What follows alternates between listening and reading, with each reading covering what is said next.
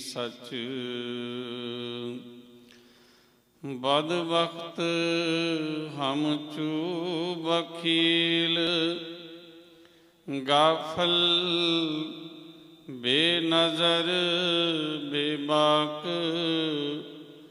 नानक बुगोयद जंतुरा तेरे चाकरां पाखाक।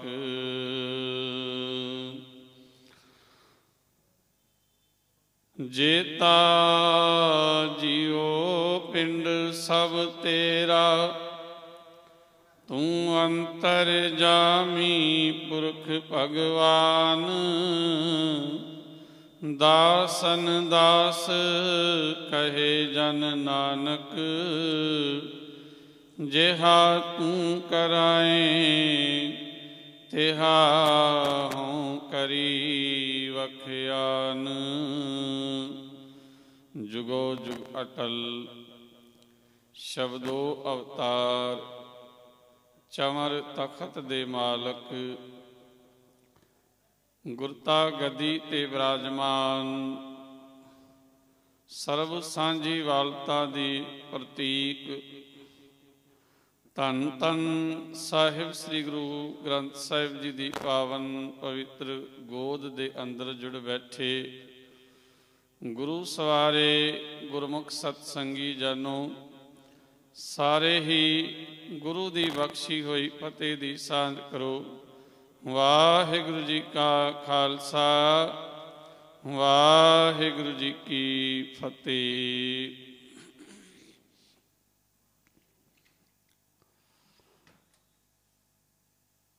अज असी जुड़ बैठे हाँ गुरु चरनां दे अंदर सालाना गुरमत समागम दे अंदर जिहड़ा आउण वाला अंग्रेजी कैलेंडर अनुसार नवां साल सन 2020 ईस्वी नूं आरंभ होने वाला है।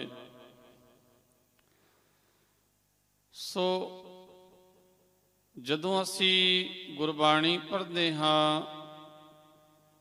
गुरु ग्रंथ साहिब जी दे अंदर सानू समय दी वंड करके हरेक गल दे उत्ते उपदेश दे के गुरु पातशाह जी ने सानू एक गल दृढ़ कराई एक गल समझाई कि मना संसार दे अंदर आया है ते उस परिपूर्ण परमात्मा वाहिगुरु दा नाम जपना ओदा सिमरन करना ओदी भजन बंदगी दे अंदर जुड़ना ओदे शुकराने दे अंदर जुड़ना गुरु दे उपदेश लैके गुरु तो सिक्ख्या लैके जदों उस मालक दे शुक्र विच जुड़ेगा ते तेरा संसार ते आया होया सफला हो जाएगा। सो ये प्रोग्राम जिहड़े उलीके जाते ने ये आप सारिया संगतां वास्ते ने कि किस तरीके नाल उस मालक प्रभु परमात्मा दे शुक्र विच जुड़ के मनुखा जन्म जिहड़ा 84 लख जूनियां दा सरदार जिन्हों गिणिया गया है। गुरु पातशाह कहते ने अवर जोन तेरी पनहारी इस धरती में तेरी सिकदारी इस मनुखा जन्म नूं सफल किस तरीके नाल बनाउणा है। क्योंकि संसार दे अंदर 4 प्रकार दे मनुख हुंदे ने बेकार कार उपकार ते परोपकार। हुण बेकार किन्हां नूं कहा जांदा है जिहड़े कोई काम नहीं करदे ना घर दे अंदर काम करते ने ना कोई संसार दे अंदर सारा दिन वेले बैठे रहना कोई नशा आदि काम करना अपना भी ना सवारना ते किसी दा नहीं सवारना। उन्होंने कहा कि जिहो जे आए बेकार ਉਹ जे ही संसार के अंदर चले गए क्योंकि संसार के अंदर मनुख की जो है जे इज्जत मिली है तो गुणा करके, जे वडियाई है तो मनुख दी गुणा करके, मनुख दी केवल उम्र करके नहीं, गुणा करके। फिर दूसरे प्रकार दे मनुख वो ने पहला बेकार, ते दूजे प्रकार दे मनुख वो ने कार, केवल काम कार दे अंदर ही रुझे रहना। उठे अपना प्रसादा पानी छकिया ते काम कार ते चले गए, बिजनेस ते चले गए, नौकरी ते चले गए, शाम नूं परत के आए, रोटी खाधी ते सौ गए। दिन चढ़िया फिर ओही भाव अपने काम तक ही सीमित ने, अपने किरत तक ही सीमित ने, अपने कार तक ही सीमित ने। तीजे मनुखां दी गिणती कीती गई उपकार, जिहड़े आप तां काम कार करदियां होयां नाम जपदे ने, अपने जां परिवार दे जीआं दी संभाल करदे ने, या कोई लोड़वंद आ गया थोड़ी बहुत सेवा कर दिती, या थोड़ा बहुत किसी का भला कर दिता। आप बाणी पढ़नी, आप सिमरन करना, आप नाम जपना, किरत कमाई सुची करनी, पर एक सीमित दायरे दे अंदर। पर चौथे वो ने जिन्हां दे बारे गुरबाणी दे अंदर कहा गया, पर उपकार नित चित वधे, जन पर उपकारी आए।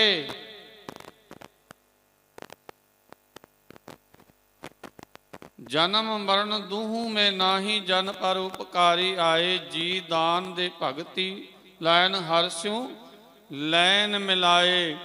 जिहड़े केवल एक अपने तक सीमित नहीं, अपने परिवार तक सीमित नहीं, उन्होंने संसार सारा अपना ही परिवार नजर आउंदा है। ते गुरु नानक देव जी के घर विचों परोपकार ही ते है। गुरु नानक देव जी के घर का सिद्धांत ही यही है। जदों असीं देखते हाँ गुरु नानक देव जी बारे पढ़ते हाँ, विचार करते हाँ, गुरु नानक देव जी नूं पिता जी कहते हैं कोई चंगा काम कार कर, ये 20 रुपए लै जा ते खरा सौदा करी। पर गुरु नानक देव जी ने खरा सौदा किहड़ा कीता? दुनिया की अख नाल नहीं, संसार की अख नाल नहीं, पर रूहानीयत की अख नाल देखो ते भुखे पाने जिहड़े साधु बैठे सन उन्होंने प्रसादा छका दिता। ये कहंदे ने परोपकार। फिर गुरु नानक देव जी थां पर तां गए। दीपालपुर के अंदर कोड़ी बैठा है, जिन्हों परिवार के लोगों ने, पिंड के लोगों ने पिंड विचों कढ़ दिता। कुली के अंदर बैठा है, कोड़ के रोग नाल कुरला रहा है। गुरु नानक देव जी उहदे कोल गए, उहदा कोड़ दा रोग दूर कीता। इहनूं कहंदे ने परोपकार। हुण उस वेले दे हालात सन, कोई मड़ियां दी पूजा कर रहा है, मसाणा दी पूजा कर रहा है, कोई मूर्ति दी पूजा कर रहा है। लोकां दे अंदर कर्म कांड इन्ना क बनया होया है।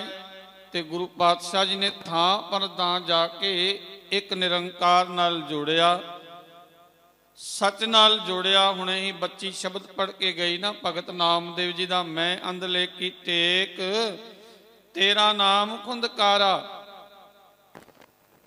संसार नूं ये गल समझ आई कि एक परमात्मा वाहिगुरु दे नाम नूं जीवन का आसरा बनाओ, एक परमात्मा का ही आसरा तको। संसार दे अंदर होर थां पर थां मत्था टेकण की लोड़ नहीं, केवल एक निरंकार नाल जुड़ो। जे जाउंदे ने हरद्वार दे अंदर, उत्थे लोग सूरज नूं पानी दे रहे ने। गुरु नानक देव जी ने तरक की, पर अपने तरीके नाल। उन्होंने कुछ नहीं किया, आप करतारपुर वाल मूँह करके पानी पाना शुरू कर दिता। लोग पूछते ने देखण वाले भाई पानी लहंदे वाले पासे किस पासे मूँह करके तुसी पानी पा रहे हो? कहते ने जी मैं अपनी पैलियां दे अंदर पानी पा रहा। कित्थे पैली? इत्थों 300-400 किलोमीटर दूरी ते। कहते हस पे लोग, इड्डी दूर पानी किदां जा सकता है? इत्थों पानी पा रहे हो। कहते तुसी की कर रहे हो? कहते असी सूरज देवता नूं पानी पा रहे हो, साडे पितर लोक विच पहुँचा देगा। कहते तुहाडा पितर लोक किन्नी क दूर है? कोई पता नहीं। तुहाडा इड्डी दूर पानी जा सकता है ते मेरा इत्थों जिहड़ा इस जमीन ते इस धरती ते ही पैली है उत्थे पानी नहीं जा सकता। उपदेश दिता जे जगन्नाथपुरी दे अंदर जाउंदे ने ते उत्थे भी लोक जिहड़े पुजारी हन वो वड्डा सारा थाल लैके मूर्ति की आरती कर रहे हैं, दीवे जगा के। गुरु नानक पातशाह कहते ने आओ तुहानूं दसां कुदरत कैसी आरती कर रही है। उस परमात्मा वाहिगुरू निरंकार दी हुणे ही बच्चे पढ़ के गए आरती। गगन में थाल रव चंद दीपक बने, तारका मंडल जनक मोती, धूप मल आन लो पवन चवरो, करे सगल बनराए पुलन। कहते ने आओ ये आकाश जिहड़ा एक थाल है, तुहाडे कोल भी थाल है जिहदे विच तुसीं वड्डे दीवे भी जगाए ने, छोटे भी जगाए ने। आओ मैं दसां, एक इस सूरज इडे वड्डे थाल दे अंदर वड्डा दीवा जग रहा है, चंद्रमा दीवा जग रहा है। तो इस तरह करके थां पर थां उपदेश दिता।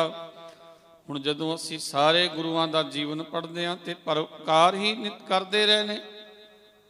गुरु अर्जन देव जी ने परोपकार करके साडे उत्ते तरस करके ही ते गुरु ग्रंथ साहिब जी दा स्वरूप इकट्ठा करके साडी झोली विच पाया, एक थाल परोस के दे दिता सानू। थाल दे दिता ना ते क्या सिखा? ये थाल जिहड़ा है इहदे विच गुण पाए ने। किहड़े? थाल विच 3 वस्तु पईओ, सत संतोख विचारो, अमृत नाम ठाकुर का पयो। ये वस्तुआं ने इहदे विच। ते अगे कहते ने जे को खावे जे को भुंचै। ये थाल तां परोस के दे दिता, पर जिहड़ा इस थाल रूपी गुरु ग्रंथ साहिब जी दे अंदर बाणी पढ़ेगा, पढ़ के ते विचार के उन्होंने जीवन दे अंदर कमा लेगा, असल विच उधार उहदा होना है। इस करके गुरु गोबिंद सिंह जी दे हुणे असीं पिछे दिन मनाए, छोटे छोटे साहिबजादियां दे, वड्डे साहिबजादियां दे। गुरु गोबिंद सिंह जी दा साडे उत्ते इन्ना कि इस हिंदुस्तान की धरती ते मनुखता ते एडा कवड्डा परोपकार है।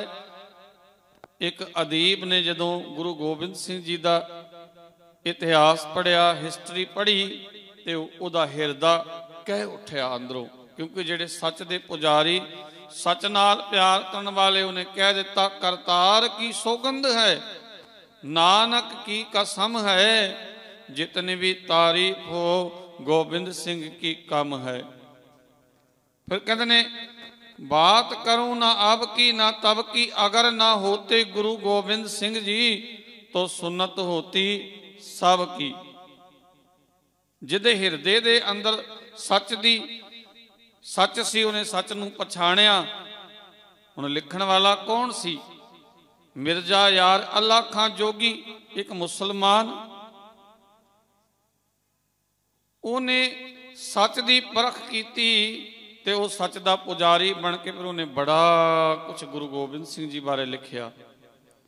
बड़ी तारीफ गुरु गोबिंद सिंह जी की उन्हें लिखी ते संसार नूं कह दिता लिखनी भी चाहिदी सी, क्योंकि जदों 9 साल की उम्र विच हिंदू आउंदे ने, ब्राह्मण आउंदे ने उस आनंदपुरी दे अंदर, ते कहंदे ने साडा धर्म खतरे दे अंदर है, साडा धर्म बचाओ। ते 9 साल की उम्र विच पिता जी नूं कहंदे ने तुहाडे तों वड्डा होर महाबली महापुरुष कौन होएगा जिहड़ा जाओ इस दिल्ली की धरती ते भेजिया ਤੇ ਪਿਤਾ ਜੀ ਨੇ ਫਿਰ ਆਪਣੇ ਆਪ ਨੂੰ ਕੁਰਬਾਨ ਕਰ ਦਿੱਤਾ, पर ईन नहीं मनी। सच मनण दी सानू जाच दस दिती। जे गुरु अर्जन देव जी तत्ती तवी अपने सन्मुख हो गए। हुण गुरु गोबिंद सिंह जी दा परोपकार आनंदपुर साहिब दी धरती ते की कुछ नहीं सी गुरु गोबिंद सिंह कोल, की लोड़ सी साडे वास्ते, इस मनुखता वास्ते सारा परिवार वारण दी।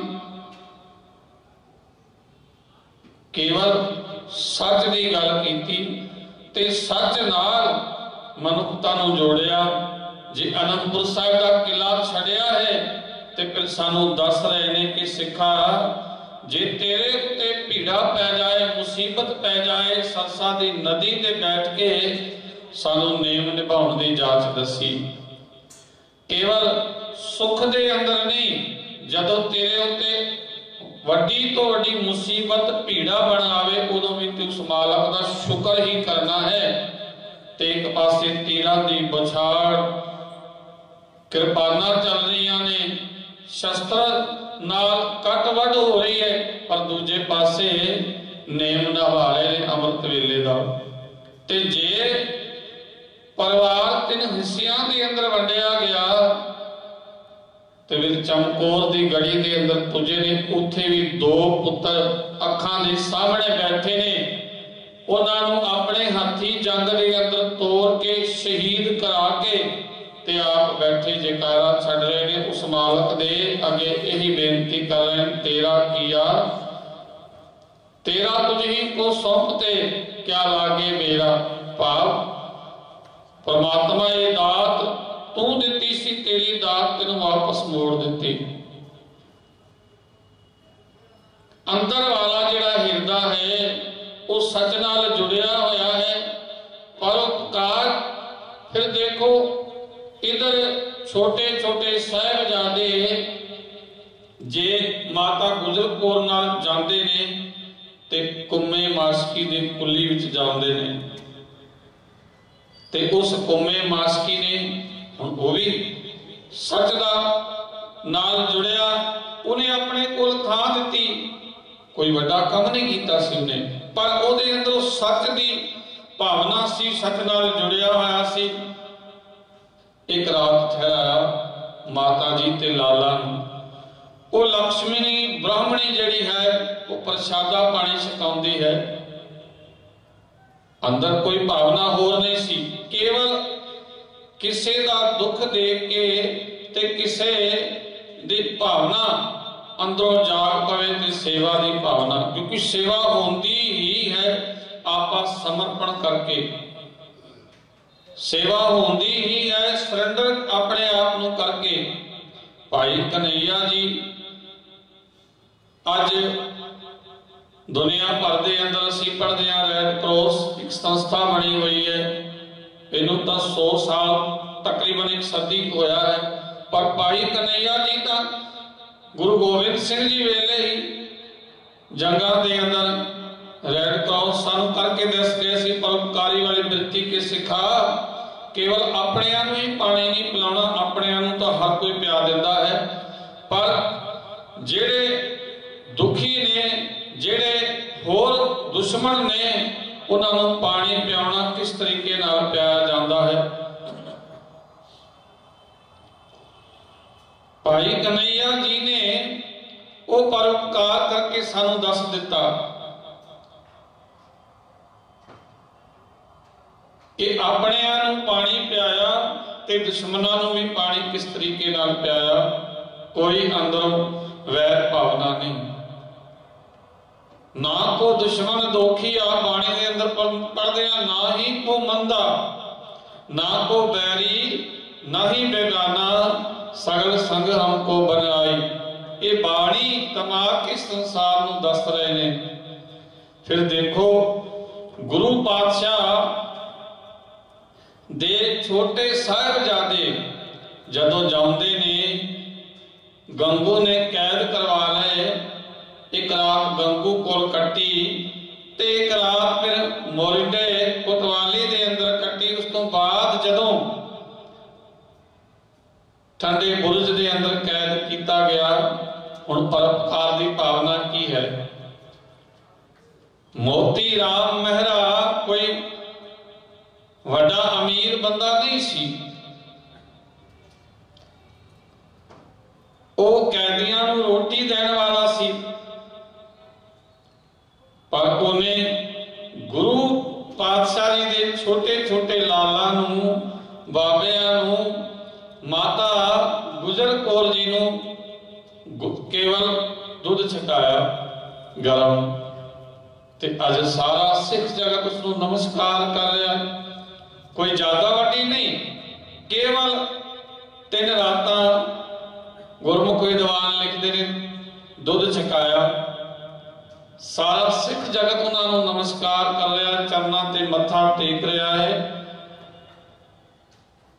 कहते धन मोती मेहरा जिन पुन कमाया, तू लाला नूं दुध पियाया। धरतायोग होगा यह परोपकार। एक मनुख गल शुरू की कि बेकार बेकार कौन जेड़े कोई काम नहीं करते, ना घर दे अंदर ना बाहर दे अंदर। एक वो मनुख ने जेड़े कार करते ने केवल अपने काम तक सीमित ने। एक वो मनुख जेड़े उपकार करते ने, उपकार अपने तक सीमित, जेड़े अपने परिवार तक सीमित। कोई लोड़वंद आ गया, थोड़ी बहुत सेवा कर दी, पर उपकार का मतलब ही यही है पर तू पाव पराया। दूजा उपकार का मतलब भला। हुण मोती राम मेहरा ने केवल दुध पियाया, पर उपकार की भावना, कोई लालच नहीं सी। ओदा पूरा परिवार ओनू दे अंदर पीड़ दिता दुश्मनों ने, जुल्म करने वालियां ने। पर जुल्म करने वालियां नूं कोई नमस्कार नहीं करता, उन्होंने लानतां पै रही ने। जिन्हां ने परोपकार किया, संसार उन्होंने चरणों में चुकिया होया है। हुण एक पासे टोडर मल है,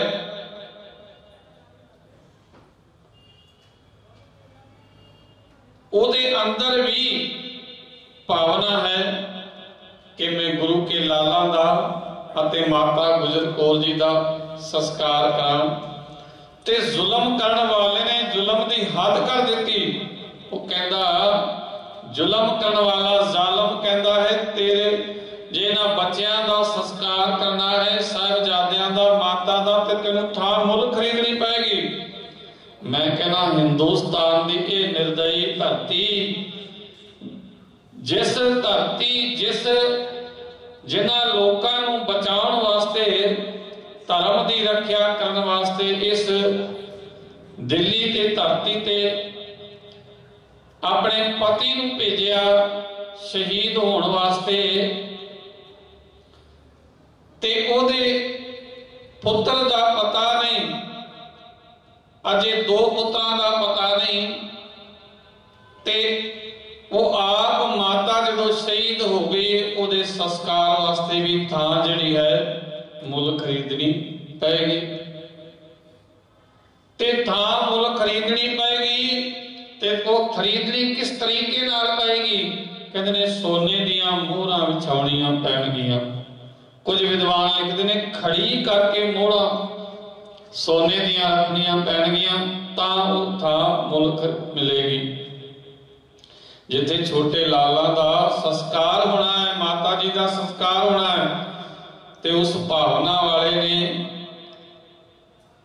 क्या कि मैनू परवाह नहीं, सुबिया जिन्ना तू जुल्म कमाना है तू कमा ले, अपनी हद कर दे। क्योंकि ओदे कोल भी जहाज चलते सन, बहुत बड़ा व्यापारी सी, उन्हें सोने दियां मोहरां उस जमीन के उत्ते विछा के ते ओ थां खरीदी